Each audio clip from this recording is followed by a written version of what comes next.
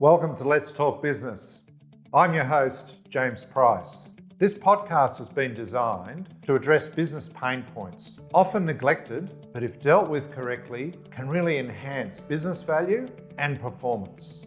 I've had over 30 years' experience in business, and I currently own JPO Business Proprietary Limited, a business valuation, advisory, and transaction firm. We help private business clients across Australia and internationally grow, change, and enhance the value of their businesses. Welcome back to Let's Talk Business podcast. I'm your host, James Price. We're here today with a special guest, Danyal Dous. He's Director, Information Technology at Nielsen. Nielsen are a global company, and they've been around for a long, long time. And they're involved in the media, content and audience assessment and tracking, I guess. They're the company behind the scenes figuring out who's listening and viewing what. Daniel's an interesting character, and I've known him for a few years now. I can count him as a friend. He's a budding marathon person. He's also a closet entrepreneur. He's involved in a bunch of different things. And his specialty, let me tell you, is information technology. Welcome, Dan. It's great to have you on board. Thank you, James. It's good to be on board. Yeah, no, it's lovely to see you and someone from the local area, someone from Western Sydney. Yeah, absolutely. Yeah. So, look, I'm interested to talk about Nielsen a little bit in the context of what's happened in that media space. But you've been with them for about 14 years, I think. Now, is that roughly right? Yeah, that's correct. So prior to that, look, I did a bit of research, but you never know, I might have got my numbers wrong. But I think you studied at Western Sydney Uni, right? Correct. And information technology? So I did a Bachelor in Information Technology, and I did a major in e-business. E-business. Which is essentially e-business, e-commerce in that sense, which was, back in the days, was kind of the instigator of the digital workspace. Yeah, okay. So how did you get into that? Why did you do that particular uni degree? I mean, I'm interested to know. So it actually started from my Year 10 working experience, where I had a family friend who actually ran an IT business. Yeah. It was all run from home, but he was going out to site and seeing customers and clients and whatnot. Came back home and built PCs and whatnot. So I had a 1 week working experience in Year 10, and I decided to just do it with him. Yeah, right. And he was a one-man show, and I was, learning about computers, putting computers together and whatnot, and it just seemed to grab my attention. Yeah. And I enjoyed that part of it, and I think since Year 10, I knew that I wanted to be in IT. And have some sort of relevance or connections to technology in one way or shape, thinking that, everything needs IT. And I guess I didn't think that far ahead back then. No. But as I started even to go through my, year 11, year 12 in high school, it just became more apparent that pretty much anything that you did, or there was any industry that you would be in, or you seek service from, they would need IT in some sort of shape. Yeah. So I just thought there was value. But Dan, what is IT? It's hard for me now, even now, and it's more prevalent in our lives, right? Yeah. Back in those days you were talking about, I used to think of IT as some, wild planet over here out of the, in another universe. Yep. But now in business, like it's just integrated into the business. But what is it? What is it? Is it the movement of information? Is it the collecting of information? Is it automation? I mean, do you have a... So the way I kind of summarize it, and it's not the... Historically was never the perception. IT, I guess, in any business was always kind of considered to be a cost center, right? There were the guys that sat in a closed closet room And if you wanted some help because your computer broke down or whatever, you went to the IT team and they helped you or they fixed you, and you begged, that they did it for you quickly, and you be nice to the IT guys because, they're going to maybe, give you a good computer or make sure that all your computer problems are dealt with. But I think that now, that's shifted the other way now, where for me, technology is an enabler in order to generate more revenue for a business. And it doesn't matter what line of business you're in, technology is an enabler of efficiency, of improvement in your workplace. It's not necessarily, some companies look at it as a threat, or people look at it as a threat, thinking, well, technology is going to take over my job. Yeah. And I had a very interesting chat not long ago about ChatGPT and AI and kind of all those tools. And it's kind of like, well, this is going to take over. We're going to be stupid. Our kids are going to have no way of knowing how to write an essay or a report or respond, because they're just using these automated tools to do what we would otherwise have done manually. But I kind of always look at it as not a threat, rather than opportunity, and embracing it rather than fearing it. So for me, technology has always been the backbone to support where I'm going, in the sense of making me more efficient, automating my workloads. And it means that then I could do more of the things that I know I can do, the things that I am good at.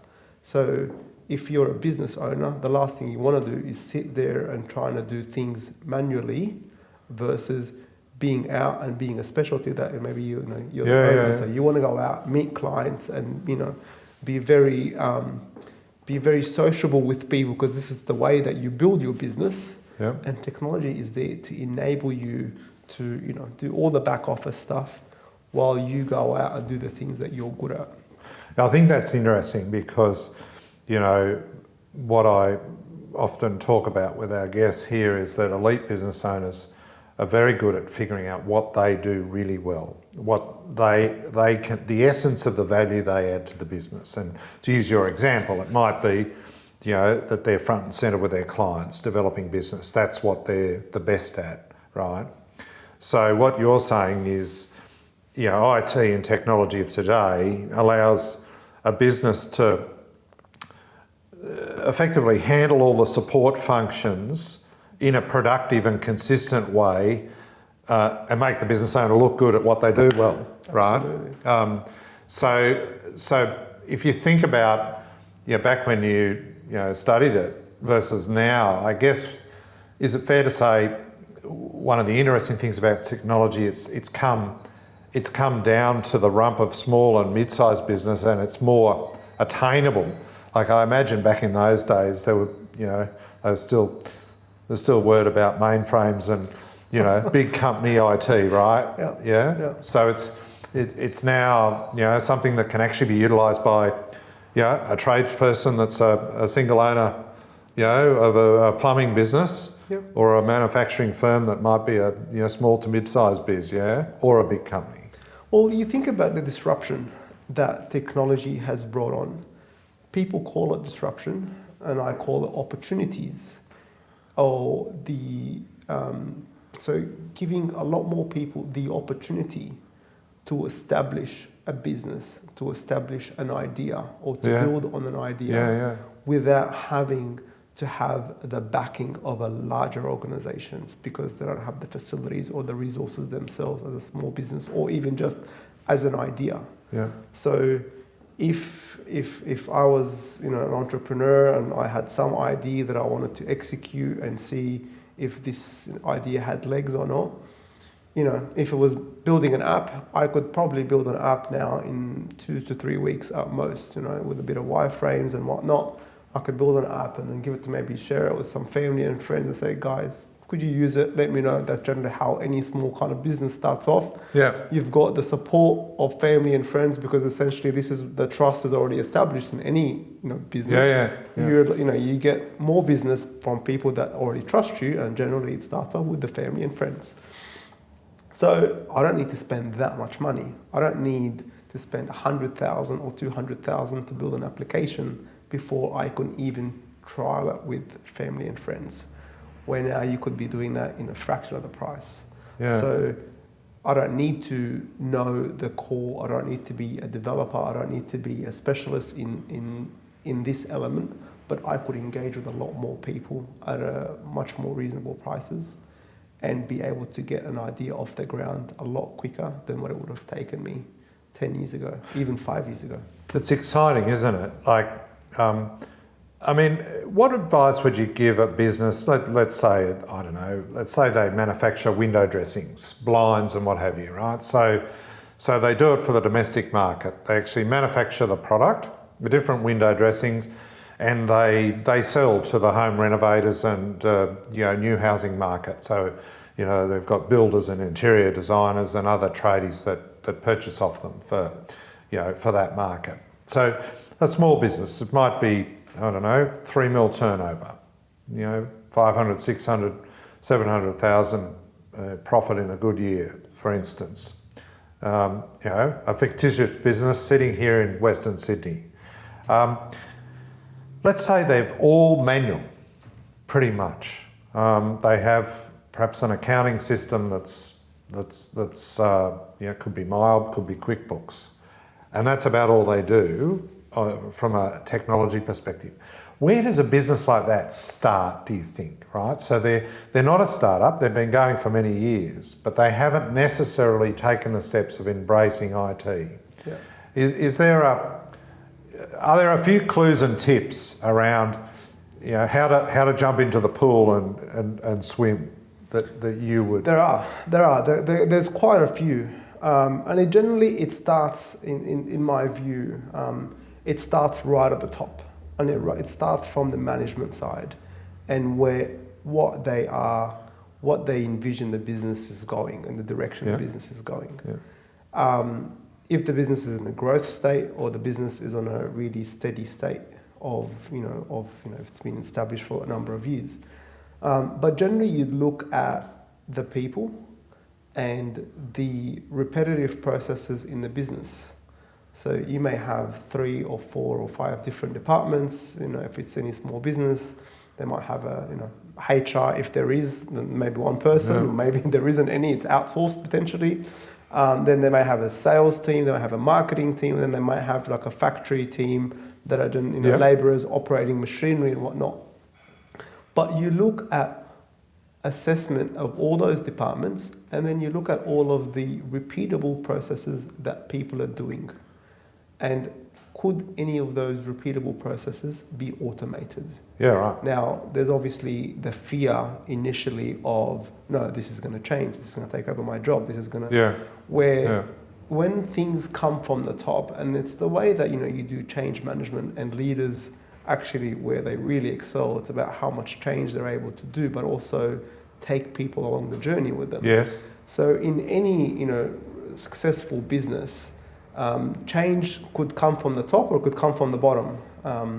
Depending on which way it comes from, there's always ways in you being able to upskill and retrain people and take them on the journey to make their life easier in order for them to focus on the things that they are good at. Now, they don't want to be folding a box, for 10 hours a day and so forth.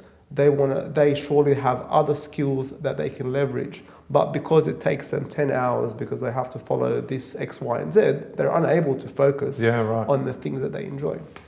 So, it's probably a little bit of a side topic, but I've gone through this a number of times within people. And it's more about, for me, it's always been about focusing on the strength of people. Yes. And leveraging their strength and training them on their strength rather than training them on their weaknesses. Wow. Yeah, that's interesting. I think I was one of those individuals myself until I made that leap and kind of crossed the other side of stop trying to improve or stop working on your weakness. It's not bad to know the weakness, but it's good to actually focus on your strength. Yes. Because this is where you enjoy what you're doing, and it doesn't feel like you're doing work or a chore or a task, rather something that you embrace. Yeah, I like that. That's I mean, it's so simple and kind of almost obvious, but I haven't heard it said very often, Dan, right? Like, I mean, if you looked at your strength, what's the number one for you? So, to be brutally honest, I'm a networker. Yeah. So I talk to people quite a lot. Yeah. And within any person, for me, it's just being genuine about who I am. Yes. And for me, at the end of the day, every single person is just as human as I am. Yeah. Every single person, in one way or shape, has some sort of emotional connection that I could establish, depending on what part of life that they're in. Yeah. Whether it's about family, whether it's about interests, whether it's about hobbies, whether it's about, various, topics and whatnot. We're all human. Yeah. So we all connect together.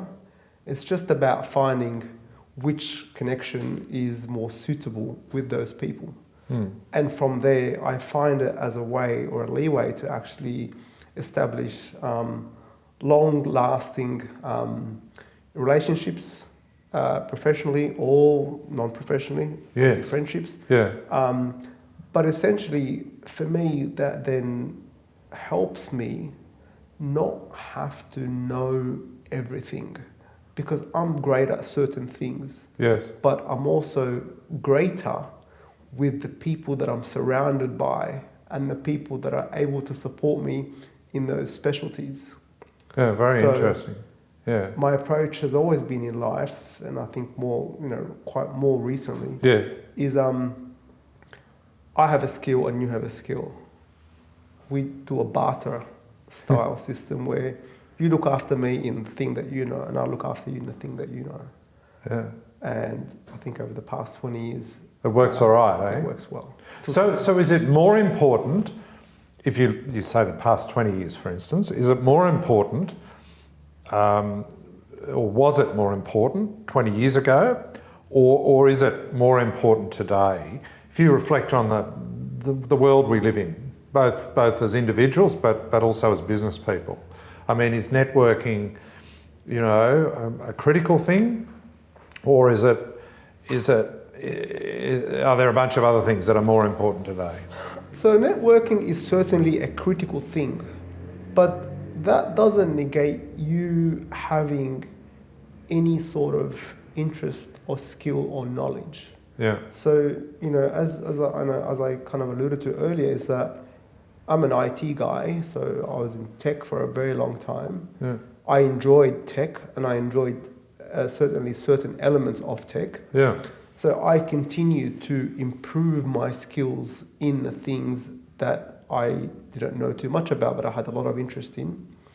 And as I continued to grow in my career and in life, and kind of change the mindset of continue to grow my strength rather than grow my weaknesses, then I focused on certain elements of tech that I really enjoyed. Yes. And continued to master the craft Yeah. of knowing it really well. Yeah.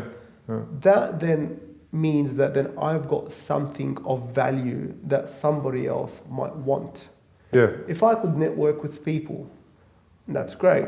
But if I've got no value to bring to the table, then what do they see as value for me? So you're saying it's got to be a two-way street, yeah? Absolutely. Yeah. Absolutely. And you're intimating that, I think in a really refined way, identify the value the person that you're networking with has, but also be sure to identify the value that you can provide, right? And so networking isn't just about talking to people. It's more strategic than that. Absolutely. Yeah. Absolutely. Yeah. And I've got to say is that you surround yourself with people who, probably bluntly saying, who are better than you, in a way of I'm now always looking to be inspired by such people and trying to learn and grow from potentially their experiences or the way that they may have done things, or they have, gone through experiences in life. Yeah. And I'm yet to go through that, or I may have had oversight of such things. So it's always kind of look at what is out there, like continue to dream big, and there's still an element of being content with what you have in life. It's not always materialistic or about how much money you have in the bank, or about what car I'm driving or what house I live in, but more about what life am I living in, and what satisfaction do I get out of it. If I was to lose everything today, what would happen to me? Would I have nobody? Because the people I'm surrounded by saw me as maybe a successful cash cow, and now that I've lost everything, I've got nobody around me. Or am I going to be surrounded with support and love from those people that I'm surrounded by, that are going to be able to pick me back up again? Yeah, I mean that's pretty neat, isn't it? Like, it's on the one side to improve as humans, and as business people, we've got to aspire to a better level, whatever that might be, and however we define it. And I think continuous improvement as part of a business environment or a personal environment is a significant, dare I say, healthy driver. But then on the other side of that coin is the contentment piece, isn't it? And the environment you're creating for yourself, come what may, in good times and bad, and the extent to which that environment supports you in those times and has your back and is there for you. Like, sometimes those two parts can be a little bit of friction, right? But I guess you're suggesting that you need to strive for both. Absolutely. And I think the contentment is one element, but also the people that you are surrounded by or the network that you have.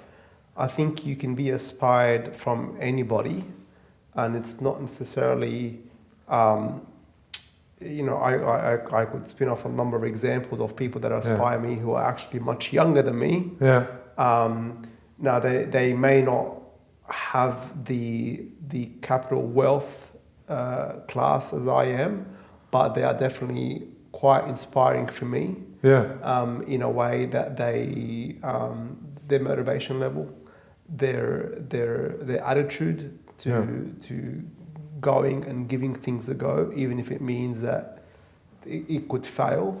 I continue to be inspired by people, young entrepreneurs, who I'm slowly getting a lot more of those people surrounding me as well.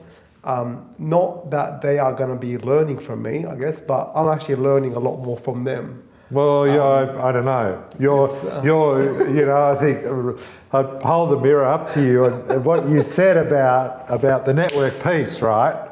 Because I'm sure there's value on both sides, right? Absolutely. I mean, that's what sticks a relationship together. Absolutely. And I mean, it's interesting, your perspective on that, and also your perspective on building up your strength. And if we focus on that fictitious example just one last time, I think I got the feeling you're saying, righto, in that company, identify the strengths of the individuals, make sure they're focusing on those, and start as a manager in the business to identify the areas that are weaknesses, all the areas or that can be repetitive and can be automated. And probably I'm sensing from what you said that, approach it in an incremental way. Absolutely. I think before, technology, there's a solution for every problem, but it's about the way that you take people on the journey. And at the end of the day, technology is never the barrier, it's the people. And as any successful business owner knows, the people are their assets. Yeah. And without these people, they have no business essentially. Right. There's always a lot of those ones that say, well, it's all right, I can fire everybody today and I'll be all right.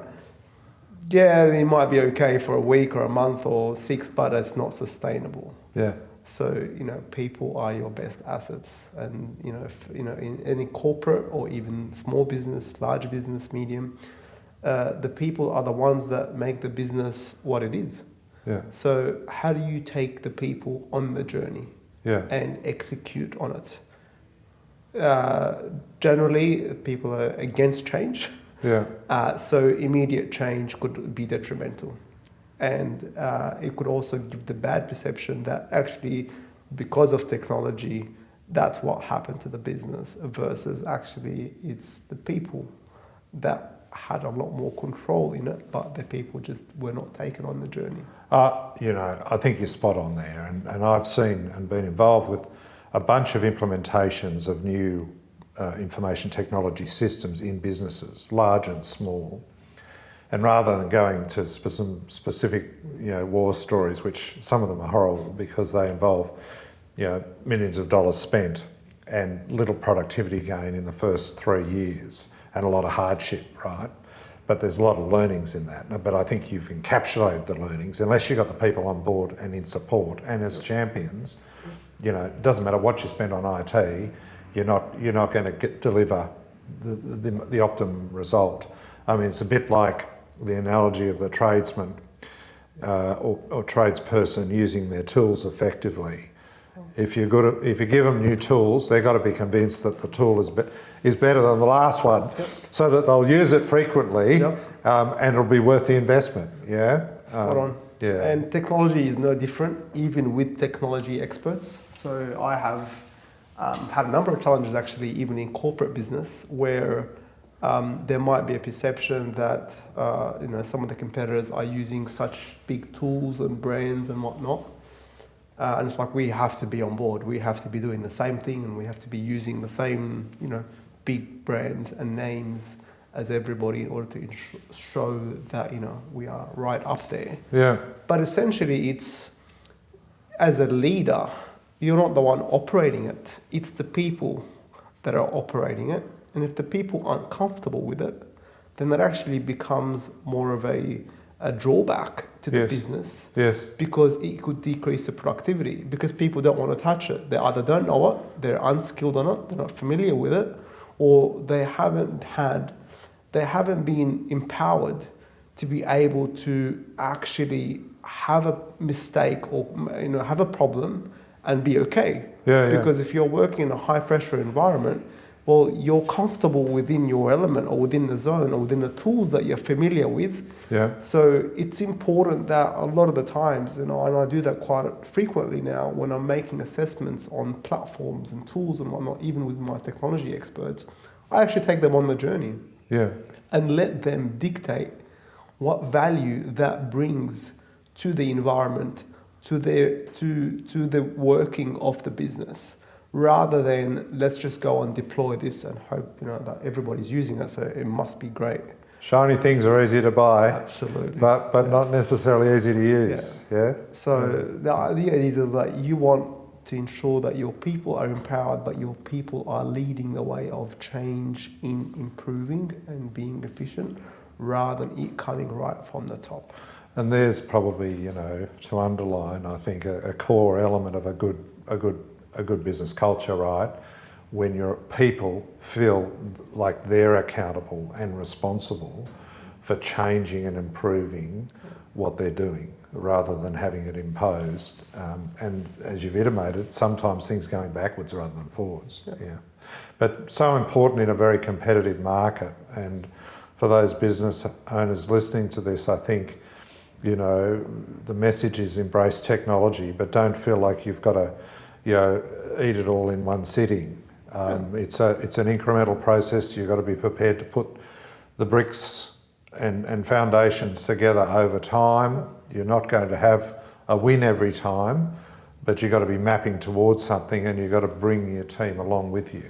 I think I one little example on that specifically I thought about was back in the days when we were growing up and you're in school, you had assignments and you had whatnot. You had to be in the library. I remember staying back after school or at lunchtime in the library for hours, picking books and trying to get research to the photocopier and photocopying things and whatnot. And then all of a sudden, I remember Bicata or Encyclopedia when they came out, and there was maybe 2 computers in the library that had that, and you just sat there, you typed something, and all this information just popped up, and I could just copy it. And it was like, wow, this is game changing. What's going to happen? And there goes the library, and then all of a sudden, that encyclopedia went into the internet came about, and then Yahoo came about, and all browsers back in the days. Or Ask Jeeves and all those little... Yeah. So you just think about it.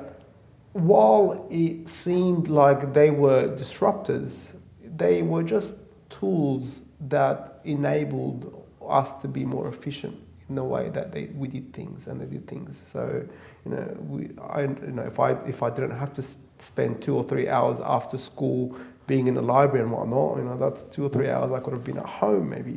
What could I be doing? Causing trouble with the neighbours, for instance. Absolutely. But therein lies as enablers to do things better. Yeah, correct. Yeah, absolutely. Yeah.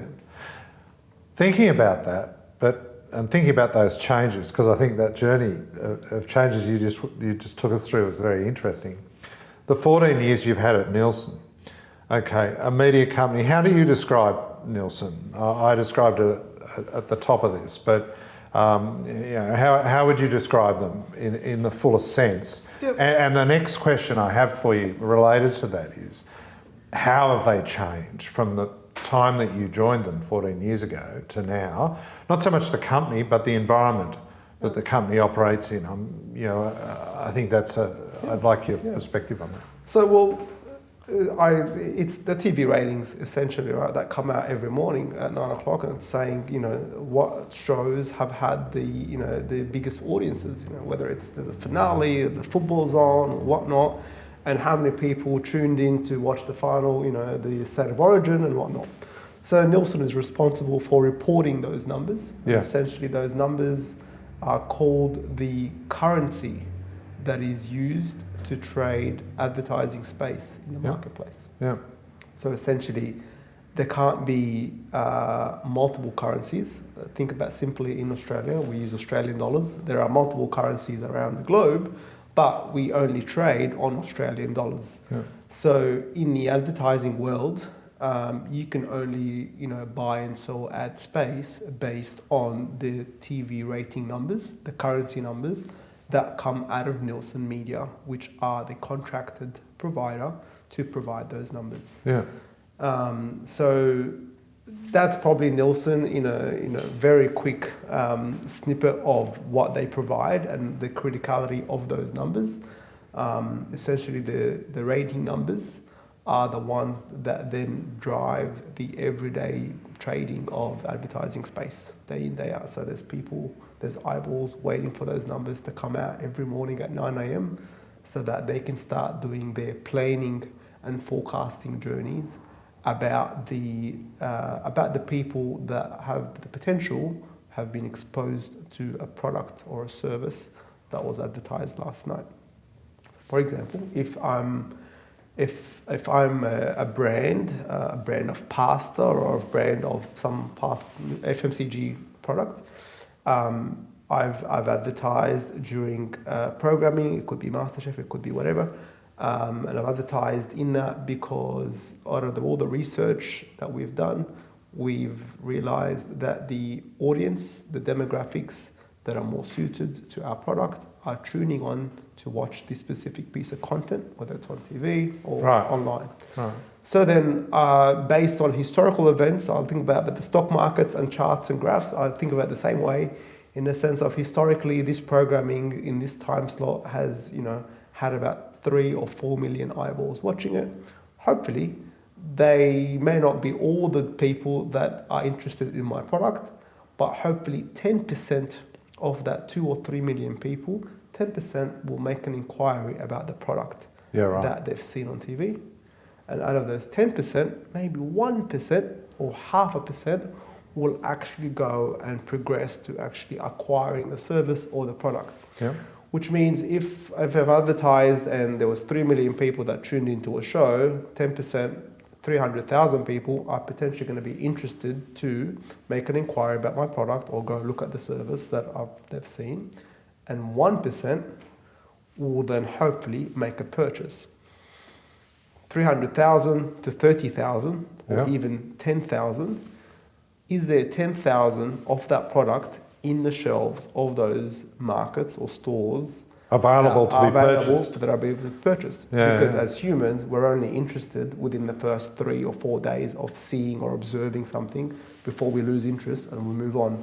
And that actually now is reducing a lot more to kind of more 24 to 48 hours. Yeah, right. If I've made an inquiry about something or if I saw something, can I jump online right now, read about it, and if I'm lucky enough, I can purchase it on the spot. Yeah, mate. So it's about how quickly could I deliver the product to the person from the time that they've seen it or they've just found out about it. So that is then what these numbers are dictating. So if a brand has put out an ad, they're waiting to see how many people have actually potentially consumed the ad that have come out or the product that they were promoting last night. Yeah. And then does that then translate to the numbers that they've had forecasting for? And are they prepared if there's a storm of inquiries and customers and people wanting to, take on that brand? Do they have availability? Or was it a waste because they can't service it? So it's almost like, I've got this picture of a Russian roulette table with some insider knowledge out the back, right? So where do I place my coins, right? And all the while, Nielsen has got the figures on the insider knowledge about what might come up, right? In a way, sense, because you're able to identify the thick audiences in relation to the media environment here. So think of Nielsen as just the people reporting the reality or is representing the people's voice. So we can tell you historically how things have performed, but we can't tell you how it's going to perform today. Yeah, right. Today happens. Yes, right? Yes. Because there could be a number of obstacles or external factors that have changed since then. So it's eyeballs in review, basically. Yeah. Correct. Yeah. Absolutely. Yeah. And how has that changed? If you go back 14 years to now, in terms of that media environment, we've got a very crowded space now, right? Well, think of the landscape, right? You've had a limited number of options back in the days where TV traditionally as a linear broadcast is you sat down, you were told what was coming on, and you just sat there and you tuned in when you wanted to because you knew this is the program you wanted to watch and it was going to be on at this time. Yeah. Now, I feel like we were kind of being dictated to, or we were robots because we were told that's what's going to come on. Where now people have a lot more freedom and people have a lot more voice, and they say, well, no, I don't want to wait for you to tell me when I can watch this. I want to watch it anytime. Yeah. Especially if it's content that's not live. Yes. And that could be available on demand. So this is where the landscape has changed, and we've gone from, while traditional broadcast TV, the linear is still available, you've now got the BVOD, which they call it, the broadcast video on demand. Yes. Which is all the programming that have gone to air, I can go back and watch it and binge it. Maybe if I wanted to, in 2 or 3 hours, I can watch an entire series or a season of whatever. So people have a lot more control of their content consumption, not only on the time that they consume it, but also on the screens that they consume it. So they can consume it on their phone, iPad, TV. And I think TV essentially has become just a screen in the house. Yes. And that screen could be leveraged for many more uses rather than sitting down and just watching whatever's on it. Yeah. I can start dictating what's going to be put on that screen. Yeah. But also that means from a Nielsen perspective, the challenges then, grow drastically because the way that the Nielsen measurement works, it's essentially, it's capturing, there's a little device or a meter that we call, and that is placed on the screen, and that meter is then capturing all the content, the audio content that's coming out of that screen. So think about having a traditional home that may have had, 2 or 3 TVs because they've had, 2 in a bedroom and 1 in the main room. Now is being fragmented to 10 and 15 devices. And think about those devices no longer being permanent in that location. Those devices are now moving around because they could be your phone, they could be your laptop. And you're not just waiting to come home to consume that content, you're consuming it on the train on your phone. So the way of measurement has had to change drastically in that space. And it's changed in a way that you've had to go from, just having a physical device or a meter sitting under a screen to then more smart tools on a software-based platform that are then being able to be integrated on these, on the broadcaster's application, on the devices themselves, so that you could start capturing the behaviors and the content that is being consumed by the consumer.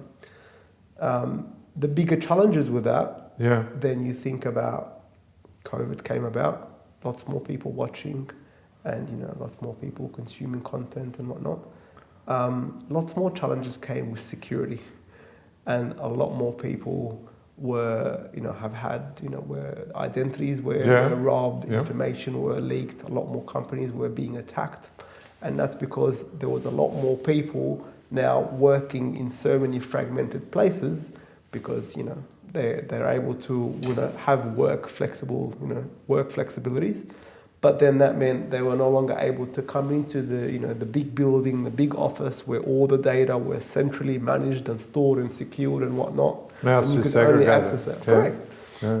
So that then brought on a lot more challenges from the measurement perspective in the sense of, asking people, can I know what you're watching, or can I put a piece of software on your device or whatever to be able to capture? It's like, well, I do all of my internet banking on this. It's gone from the day of the TV was the main place where I consume content to now the screen that I'm consuming this content on is actually the same screen. I have my whole life on this. Correct. My entire life is on it. My banking's on it. My work, stuff is on it. My confidential information's on it. And now you want to tap into it and you want to know what I'm consuming.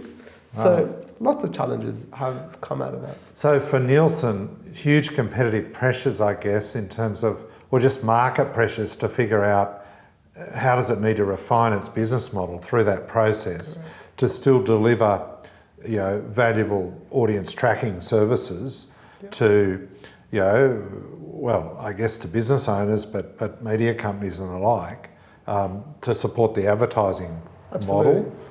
So that's one really interesting issue, and I guess the other is, what does it mean for a business owner wanting to sell a product in that environment? Very different environment to enter into if you're thinking of advertising, I guess. Correct. And what does it mean to a business owner in the sense of, well, depending on the size of the business, is I've got plenty more options now to advertise my product, and plenty of options.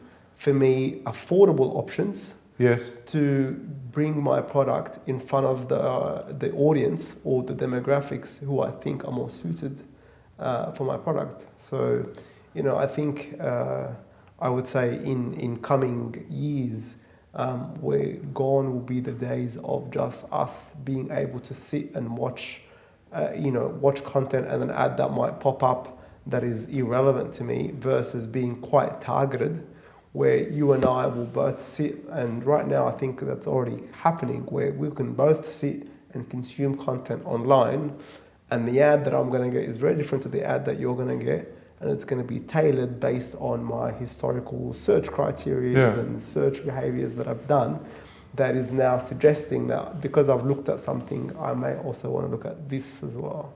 So it's going to be tailored advertising, which means it's very driven, and it's very targeted to the individual, and hence it becomes more effective because people maybe don't have to skip over it because they have interest in it. Yeah. So, you think about the footy's on, or, a piece of content's on, people may record it because there might be a bunch of ads there that I want to skip the ads, so I want to fast forward it during that time because they're all irrelevant to me. Yeah. Where now, think about where now the product is actually part of the content, because actually I might also be interested in that product that's being presented to me based on some initial interest I've shown historically when before I started watching this. Yeah. So I may not skip it. I may actually be interested to see it and know, actually this is probably a good competitor to what I've been looking at. Yeah. So does it make it easier to launch a new product in a market as a business owner, or harder, do you think? Well, it's both ways. Yeah. Again, it's neither easier or harder. It's certainly easier to launch. Doesn't mean it's easier to get the attention, because there might be a lot more people competing for the same eyeballs with similar products, which means there's a lot more options. So it's about it's about the strategy that then you have in place, about the way you present it, but then how do you differentiate yourself from the others? Is this a sort of a watershed moment in businesses? Really, it's easy to say, I'm a business owner, I understand my customer base, I understand my clients, but I wonder, do we really? Like, to what extent do we really know what our clients are like, what their purchasing behaviours are like, what their socio-economic situation is, why they go about what they go about? I mean, Nielsen's been in this place for many years in terms of it looking at audiences and their behaviour. But it seems to me that we've now got the smarts with information technology and tracking and the proliferation of devices and access and what have you, that, as a business owner of any size, one can be a lot more defined about what their customer base is really like. And if that was the case, that's got to help in terms of positioning and offering, hasn't it? I would have thought. Absolutely. And I think as a business owner, when you say I know my customers, and I would say based on what facts and figures do you have to say that you know your customers and make the statement? And there certainly are successful business owners who actually are very in touch with their customers and they know them. The question is that how frequently do their customer base change? And it's back to the thing of loyalty. Where back in the days, if you went to Jim the barber or whoever it was, is that you'd always go back to Jim the barber. Where now it's like there's plenty of gyms around, and I'm willing to take the risk and trial somebody else for maybe the convenience, not necessarily the cost. May not always be because it's cheaper, but it could also be because maybe more convenient for me to then, go to the barber downstairs while I'm at work, and then that saves me an hour to drive down to that location and catch up with my buddy again. Because if I need to catch up with my buddy, I don't just have to walk in there to catch up with him. I can just ping him on social media and say, hey, how you going? I can call him. I can do a FaceTime. There's plenty more platforms now that I can keep in contact with those people than me have to go and see them to either consume the service or to catch up with them as well. I think that's fascinating, that whole dynamic. As a business valuer in our business, we look at various health factors to do with a business, and one relates to what I call the client portfolio, for want of a better word. We used to be very financially focused. We just look at the numbers. So we look at the split of what people are buying and how that's changing over time and what the margin was from your various client groups and loyalty, but we'd look at loyalty just around repeat purchasing and the dollars from that, right? But now we look at the purchasing behaviours behind that. And if we're doing a valuation for a company, it might be a reasonable sized business. It could be 10, 20, 30, 50, even 100 mil turnover business.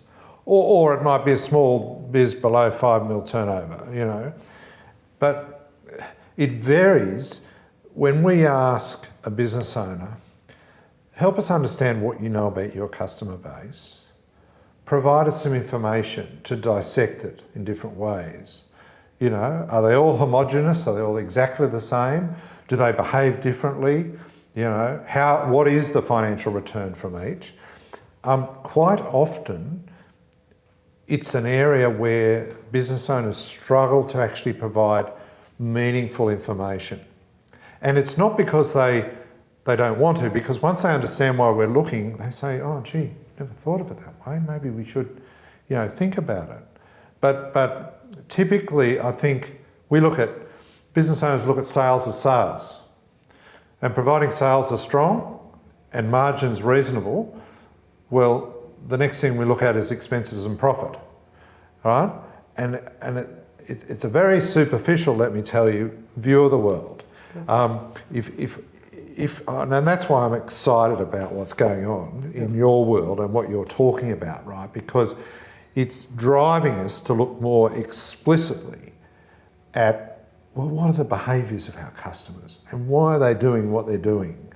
And in the knowledge of that, can we actually design our offering to provide more value to them or to address a pain point that they're clearly suffering, and as a result, they're changing their behaviours, right?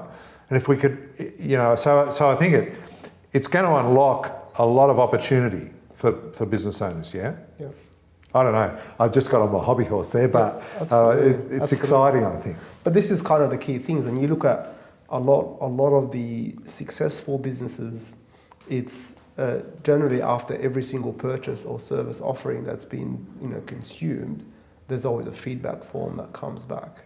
And that feedback, essentially, that feeds the build of the profile of the customer based on their experience. Doesn't matter how big or small the customer is, that continues to build their profile about how much more information they know about the customer, not just about the quality of the product or if they were able to use it or not. But there's also, we start to tap a bit more into the things that are important to them. Was it the quality? Was it the price? Was it the speed of delivery of the service? Yeah. Was it them being able to speak to somebody here, in country, somebody that, they didn't really care about? Was it the way that we communicated that they were happy to just talk to us in text rather than, getting a phone call of us? So we start to learn more about our customers and the behaviors or the way that they want us to engage with them, because it's no longer plain, black and white about how we're going to engage with our customers, because everyone has now got different priorities and we're all kind of running in this storm of things that we get to do every day. So we're all looking about convenience, and we're looking about the way that we can get things faster, but also still maintain some sort of quality if that was of importance. If it wasn't, then great, I'm happy to change my TV. Yeah. I'm happy to change my TV every 12 months, but I'm only going to pay $600 for it versus paying $4,000 for a TV that might last me 5 years. But I'm like, in 5 years, that TV is going to be ancient and it's going to be a dinosaur, and I want to be up to the latest greatest tech. So I'd rather spend very little money but change it every 12 months than I've got headache-free. If it ever breaks, I just get a new one every 12 months, but it's also covered under warranty. I don't have to worry about it. And see, I think you said before, back in the day, we were told what we would be fed in terms of our TV world, but also I use that as a bit of an analogy for how customers were dealt with by many businesses. And that's not meant to be a negative comment, it's just how it was. Fast forward to today, it's the ultimate world of selection and sort of self-design, so to speak, within reason. As a result, that creates a very different competitive environment and there's therefore the information on your audience, as a business owner, you need to be onto it. And I think you're intimating by what you've just said about those changes, that don't just accept that you can move with a new piece of technology to a silver bullet situation where you've solved it, because it's constantly changing. You're going to have to be used to refining what you do based on more information, new information. And you think about every single brand, and I think historically, beyond the loyalties that we've spoken about, historically we were always being dictated to. And there's a really, really basic example that I can just share with you, not necessarily about technology, but just about brands. Yeah. You think about a fancy sports car like a Lamborghini, for example. I've got one in the garage. Right. It's yellow, actually. I wasn't too sure about the yellow, but look, no, just teasing. Go for a ride. Just teasing. But you look at such a brand, and this is a sports car, so it's going to be very fast. It's going to look insane, and it's going to have 2 people in it. But then over the years, as the market have shown, is that people want to have a variety of cars, and it might be that they also want different sizes of cars, and they want to have SUVs and they want to have sedans, but they still have loyalty to the brand, but that brand is no longer giving me all the things that I want, so I'm going to go somewhere else. Yeah. So what did these brands do? They've changed, and they've had to adapt. Yeah. And they've had to go and listen to the people. So what have the Lamborghini just done? They've got a 4-wheel drive. Yeah. You could still get the car, you could still get the badge, you'd still be paying the price, but we see that it's not always about price with that market. It's about giving them the things that they want. And we've seen that they want these, so they want it in a bigger size. We're going to give it to you in a bigger size. They've been prepared to be adaptable, yeah. Adaptable. Same as Mercedes or whatever. If you drove a Mercedes, I think 15 years ago, you would think, are you 70 years old or are you 60 years old? Now you look at, people driving the Mercedes, and I think I've seen people the age of 25 driving a Mercedes. Yeah. But they're in a sportier hash that's really nice and cruisy, and it's still affordable for that marketplace. So what do they have to do? They had to still maintain, especially with cars like they still maintain the safety standard. They haven't dropped that, but now they have an entry level and the high end level, and that way they've got the ability to let people choose and not lose them. Yeah. Because as individuals, we seem to want to dictate and have a lot more options. And generally, we like to feel like we're in control. So I don't want to be told what to do. I want to have the control. I want to have the control. Yeah. So I'm going to choose what I want, and if you don't have it, I'll just go somewhere else. I think they're really good examples, and some great insights there for any business owner listening, I think, in terms of just thinking about how to maximise your customer base and client base, and, go to the next level, I guess, in terms of adding value to that. You're a busy man, I think. Your role with Nielsen is a pretty full-on one. What do you do outside that? You've got a lovely partner in Diana, and I think 3 beautiful children. Is that right? 2 children. 2 children. 2 children. Yeah, and you do a bit of running. You do a bit of exercise too. I know, because I do a bit with you. Like how do you keep things to a level, man? In terms of the world's pretty wild and woolly these days. It's full on, isn't it? Absolutely, it is full on. And I've very quickly had to learn about quality over quantity. Yeah. And I don't think that just comes with products, but it also comes with time and everything that you do in life. Yeah. And the focus for me, and I still struggle with that, to get sidetracked, but it's continue to do the things you love, and they always become kind of a healthy part of life Yeah. rather than a chore. But also it's how do I then ensure that I spend a quality time with the people that need the time of me, rather than say I'm at home for 3 hours a day, Yeah. but 3 hours, but I'm only paying attention for 15 minutes. Yeah. So have more quality than quantity. We're both very busy individuals. Yeah. We're both very like-minded. We click on really, really well. And my wife is very business-driven, very, she's a very smart cookie, actually, much smarter than me. Who keeps each other in check? Do you keep each other in check, or does? To be honest, she's the water to my fire. Yeah. And not in a bad way, but also there's a really good balance between us both. Yeah. I'm a very fiery person by nature. I'm very sociable. I'm very approachable with people. And she is too, but she's not as much of an extrovert as I am. Yeah. So she gets more sociable with the people once she's been, acquainted. Yeah. That's perhaps more calming influence. Absolutely. So she's my calming influence, but she's also my sense checker, as I kind of say.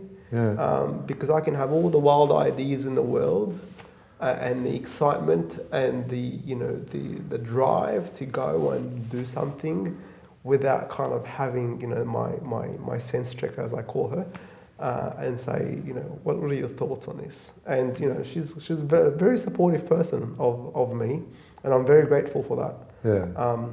And I think in every successful relationship or couple or family, it goes both ways. Yeah.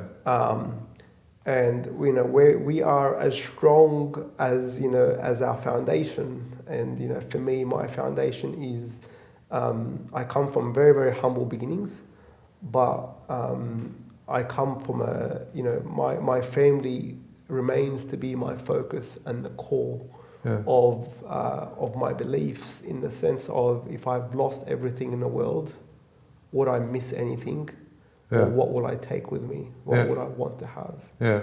And if it's my family, then they're the people that are going to be sticking by me. That's pretty good, eh? And so that's where I spend my quality time with.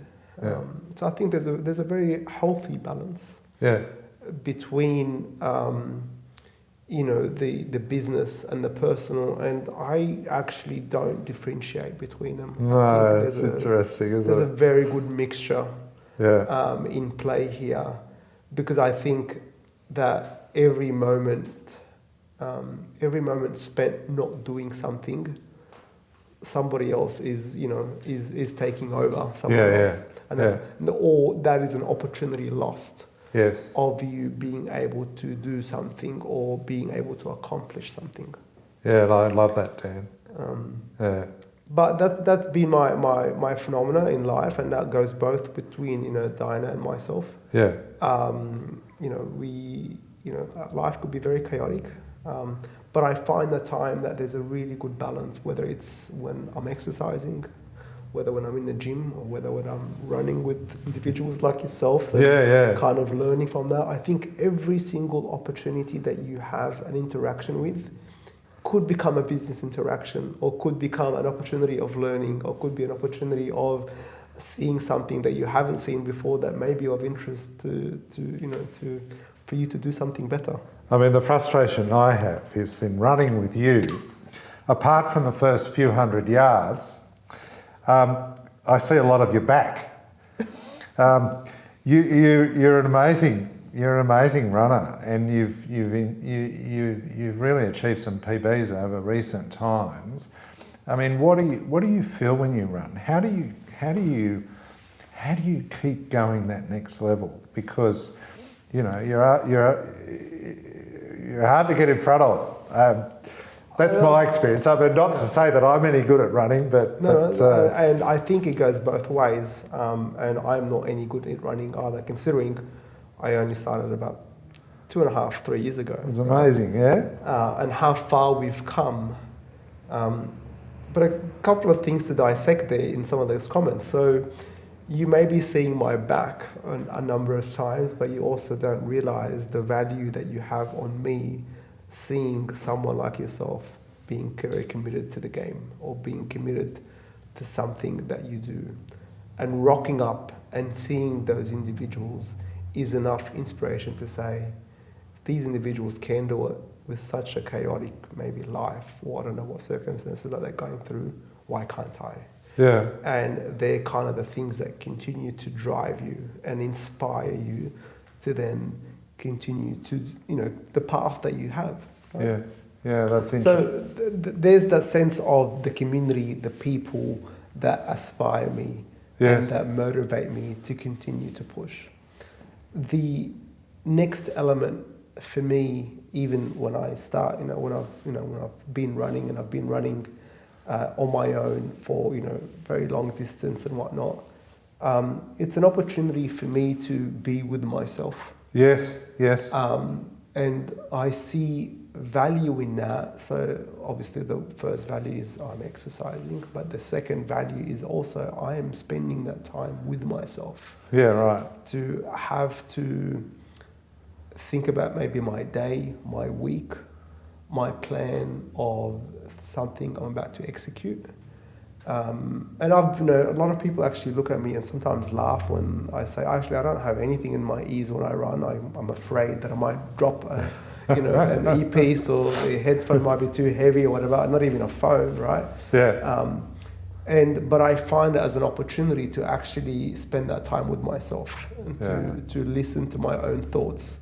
And that actually keeps me distracted from what's in front of me, and I just kind of keep going. Yeah. So that's another element to me being able to leverage that time and being able to not just run, but actually use it as my own personal time of thinking and planning about what my week or what my day may look like, generally my week, and what I've got coming on. The other element of that, I feel like it's also the commitment to the cause, in the sense of what it's the perception of my life. Yeah. Now, being fit is, it's beyond the personal gratification that you get from that. You feel great about yourself and whatnot, the health benefits. There's also the aspect of the way that you present to other people. For you to remain at the level of fitness and shape and whatnot that you're currently in, that means that there's a lot of dedication and commitment that you've put into your life, to your fitness, in order for you to be able to achieve it and maintain it. Yeah. That, for me, also speaks volumes about the type of individual or person that you are, about being able to commit to the cause and not running at the first sight of a challenge. So, I don't have to tell you that I'm a runner or I'm a fit person. Generally, you may be able to see it without me saying a word. Yeah. But that may also then show the way that my life is kind of built, or, my values about being committed. In many ways, I find that it actually serves you well in life, just in business. I love what you've taken us through there, Dan. I mean, I want to summarise that just to internalise it myself and for our audience, but I won't do it justice. But, if I've listened to you over the last little while, they're talking about your running, but also your family. To me, my sense is part of your makeup is the strength of your family unit and the reciprocation you get in that bond with Diana and the team. And then, you talk to us about networking and relationships early on, and then, dare I say, I see a lot of your back. And here were you saying, but James, all the while I'm looking at the community and the value that each of those people add. as we go through that run or that life together in terms of how I network and develop relationships. And I'm getting benefit from the strength that others are providing in their own journeys. And then finally, to tell us that you're having a conversation with yourself, but also to talk about how individuals take care of themselves and what that shows in terms of their respect for themselves and therefore the people around them. And those ingredients are very special, in any business owner or individual's journey. And so, I've got massive respect for you, but I really appreciate you joining us on Let's Talk Business today, Dan. A pleasure. Thank you. Pleasure. Thank you James. very much. Thank you. Thank you.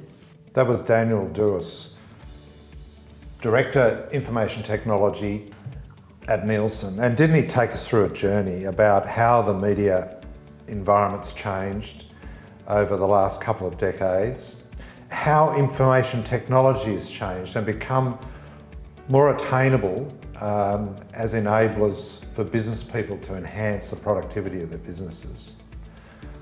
And thirdly, how important knowing your audience, knowing your clients, knowing your customer base, and using information technology and what's happening in the media to be better informed about their needs, wants, and how to add value to them. And finally, some critical personal tips on becoming a good individual and a good business owner and enjoying the journey. A great interview. Thanks for tuning in to today's episode. If you enjoyed it, subscribe to this podcast and follow us on Instagram at JamesC_Price. And if you're up for improving your business, gaining access to knowledge, insights, our team, and consultations, join our online membership portal. Visit jpabusiness.com.au.